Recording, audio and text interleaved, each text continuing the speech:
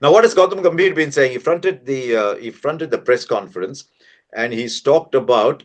I can't talk about the future of any player. He says it's about them as well. What I can say is that they still have the hunger, they have the passion, and whatever they plan will be for the best interests of Indian cricket. I don't know what to read into that.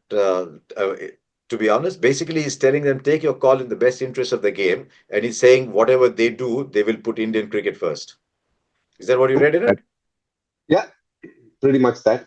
He is. He wants them to take the decision as to what they feel is best. I'm sure they must have had a conversation, and there's no doubt at all.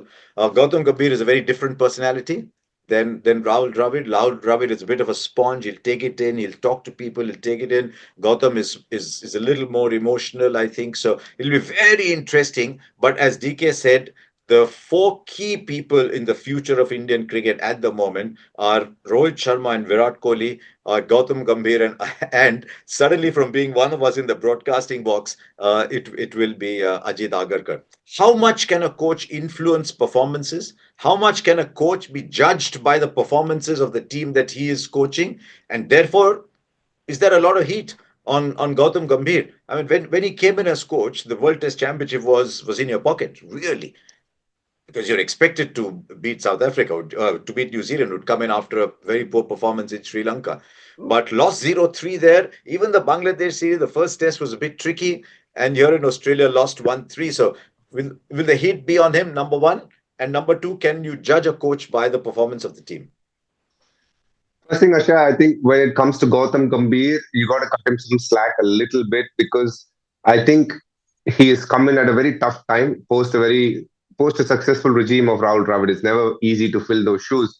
But what has happened is he has found success, an immense success in T20 cricket, where he's had a lot of young boys. He's been able to have, I would dare say, a massive influence over them. But win Test cricket, he has had the going very hard. Yes, the Bangladesh series was a success, and I think post that things have just gone downhill for him. I think the biggest decision for him to make is he very, very happy with this current set of players? Is he able to influence them over decision making? Or are they aligned with his thought process? What is his ideology of how the test team should look? And are these players fitting in? If that is the case, great. If not, then you have to obviously figure out what is the best way moving forward. Test cricket has been hard for Gautam Gambhir, the coach.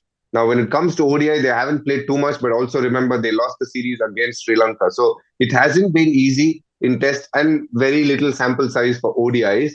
But yes, I think he has walked into big shoes. The pressure is mounting. Now, the second part of your question, how much can coach influence a team? If you're taking the success of the T20 team doing well, then you have to find a way to take the losses that the test team has encountered. But you can't just purely completely fault Gautam Gambhir. I think all he can do is give them freedom, give them the security that they want in the dressing room, and try and keep a very nice, safe haven sort of place in the dressing room. And that's about it. After that, when the player walks out, he's there in the middle. He's got to find a way to counter his demons and do whatever the opposition questions are to answer it nicely. But for the moment, the going has not been that easy in the last couple of months for Gautam Gambhir.